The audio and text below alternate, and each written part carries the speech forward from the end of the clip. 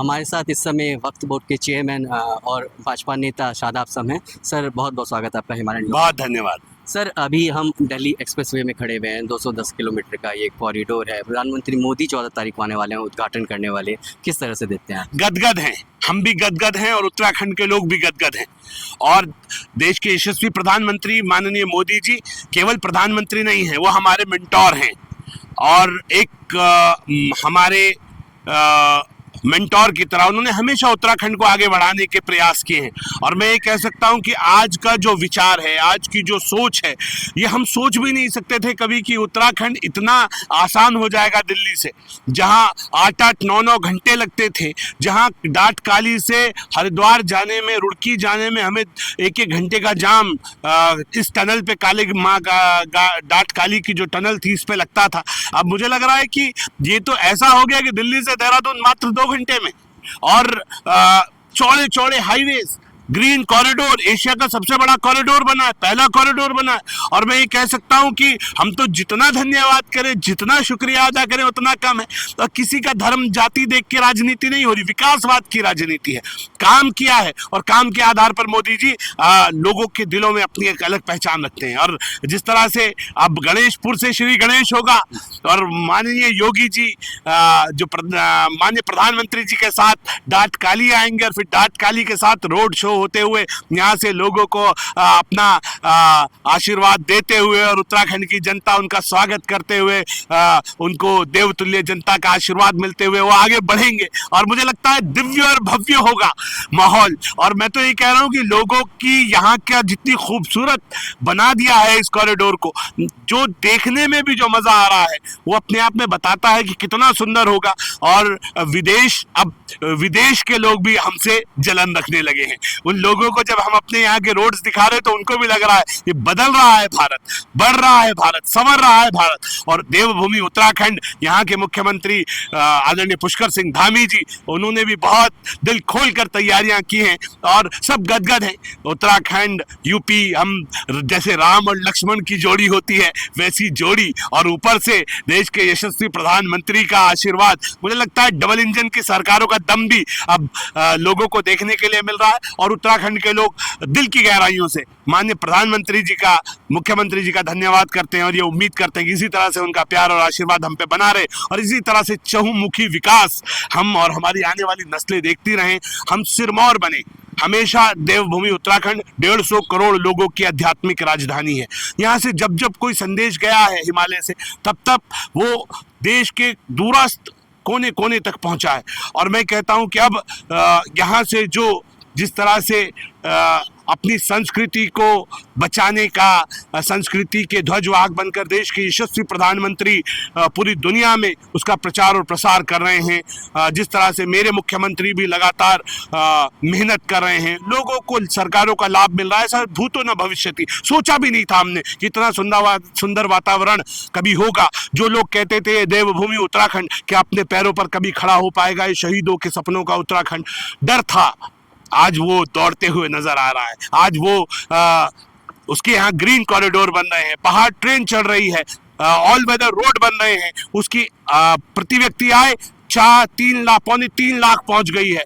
और मैं ये कह रहा हूँ निर्णय ऐसे हो रहे हैं, यूसीसी जो पूरे देश के अलग अलग राज्यों से आत्मसात कर रहे हैं, नकल विरोधी कानून देश ने अपना कानून बना दिया। तो जो मार्गदर्शक की भूमिका में, एक हमेशा दिशा देने की भूमिका में देवभूमि उत्तराखंड के लोग रहते थे, हम वापस उस दिशा में आ रहे हैं। और मुझे उम्मीद है कि जो देश के यशस्वी प्रधानमंत्री माननीय मोदी जी ने कहा था कि इस सदी का जो तीसरा दशक है वो उत्तराखंड का होगा, उत्तराखंडियों का होगा, वो कहीं ना कहीं चरितार्थ होता हुआ नजर आ रहा है। सर अगर कॉरिडोर की ही बात करें तो यहाँ पे एक 12 किलोमीटर लंबा जानवरों के लिए एलिवेटेड कॉरिडोर भी बनेगा, जो एशिया का शायद सबसे बड़ा है। तो प्रकृति के साथ साथ जानवरों का भी शायद थोड़ा ख्याल रखा जा रहा है, इस पर आप क्या कहें? बहुत शानदार सोच के साथ ये ग्रीन कॉरिडोर बना, इंसानों की वजह से जानवरों को तकलीफ ना हो, ये बताता है कि हम सर्वे भवन्तु सुखिना सर्वे सन्तु निरामया के मानने वाले हैं। और जब आप सबकी चिंता करते हैं तो फिर ईश्वर आपकी चिंता करता है। आपने देखा होगा ये जो साइड में इसके ऊपर वो आपको सामने दिख रहा होगा जो बैरिकेटिंग्स लगाई है, ये क्यों लगाई गई? ये इसलिए कि कोई नीचे बॉटल ना फेंके, जी। कोई प्लास्टिक ना फेंके, जानवरों को खाने के चक्कर में कोई पॉलिथीन ना खिला दे, तो उससे बचाव हो। तो जानवरों की पूरी सुरक्षा, उनके जीवन को पूरा, उनको भी आराम मिले, यही तो राम राज्य है कि राम राज्य में इंसान के साथ साथ जानवरों के भी चिंता की जाए, और इंसानों की तो की ही जाए, किसी के साथ अन्याय ना हो, किसी के साथ दुराचार ना हो, किसी के साथ अन्य गलत ना हो। तो मुझे लगता है यही राम राज्य की तो परिकल्पना की थी। उस दिशा में हमारी सरकारें मजबूती से आगे बढ़ रही है, और उस सोच और उस विचार के साथ ये कॉरिडोर्स बनाए जा रहे हैं कि किसी का बुरा ना हो, जानवरों को भी का भी बुरा ना हो। तो सोचो, जो 140 करोड़ के प्रधानमंत्री, उधर योगी जी, उधर धामी जी, अलग ही वातावरण, अलग ही माहौल। तो उस खुशगवार माहौल में मुझे लगता है कि अब तमाम लोग रोड के दोनों तरफ जब यहाँ से देहरादून एंटर करेंगे तो स्वागत के लिए लोग अपने अपने घरों से अभी से तैयारी कर रहे हैं, अपने घरों पे फूल तोड़ रहे हैं, कह रहे हैं हम ऐसे स्वागत करेंगे, मोदी जी से बच्चे कह रहे हैं हम हाथ मिलाएंगे, लोग खड़े हो रहे हैं, मुस्लिम महिलाएं भी कह रही हैं हमें 3 तलाक से निजात दिया है, हलाला जैसी कुप्रथा से हमें बचाया है, यूसीसी आया है, बराबर अधिकार बेटियों को मिला है।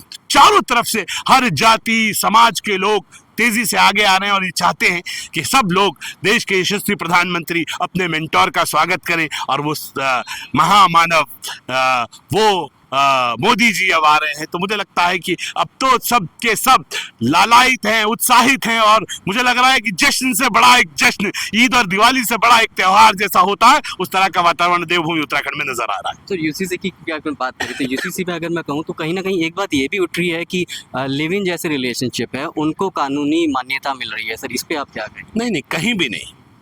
ये तो और उल्टा लाइन ये आई है कि जो लिव इन रिलेशन है व्यक्ति का अधिकार है, लेकिन जब बालिग हो जाता है तो वो उस चीज़ को समझता है, लेकिन उसके लिए भी आप ऐसा नहीं करेंगे कि लिव इन के नाम पे आप किसी का जीवन खराब कर देंगे।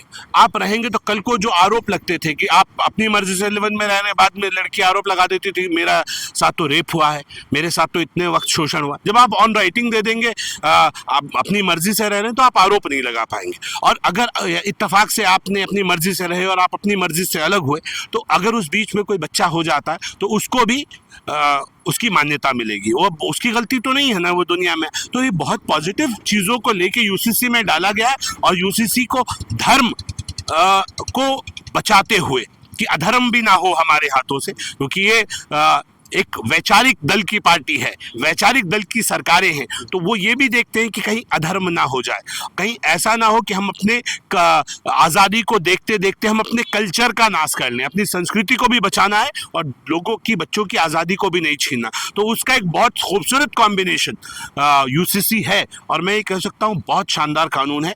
बेटियों को बराबर का अधिकार, अब किसी को जाना नहीं पड़ेगा। अब से पहले भी बेटियों को अधिकार तो मिलता था, लेकिन देंगे कि नहीं देंगे ये वाली बात आती थी, लेगी बेटी कि नहीं लेगी। अब तो ऑटोमेटिकली दर्ज हो जाएगा, अब दाखिल खारिज हो जाएगा, अब सब कुछ आपके नाम पे होगा, और जब आपके नाम पे हो जाएगा तो चीज़ें ऑटोमेटिक पॉजिटिव होंगी। मैं कह सकता हूँ बहुत शानदार लाइन है, और जितनी तारीफ की जाए उतना कम है। युवा मुख्यमंत्री पुष्कर सिंह धामी ने यूसीसी लागू किया है तो बड़ी बधाई, और अब तो गुजरात ने भी लागू कर दिया है, और गुजरात के साथ साथ आसाम ने भी ऐलान कर दिया, और अब कल ही हमने देखा है कि गृह मंत्री अमित शाह जी ने बंगाल में भी अनाउंस कर दिया। तो अपने आप में दिख रहा है कि यूसीसी जो हिमालय से निकला था वो विचार अब पूरा देश उसे आत्मसात कर रहा है। इसीलिए कहा कि जो हिमालय की परंपरा है, जो हमारी टीचर्स हैं, पहाड़ की जो लोगों की विचार है, जो सोच है, जब जब हमने शुरुआत की है उसे सबने माना है, और उस विचार को और तेजी से आगे बढ़ाना है, तभी तो तीसरा दशक हमारा होगा। तो उसके लिए सबको बधाई और शुभकामनाएं। सर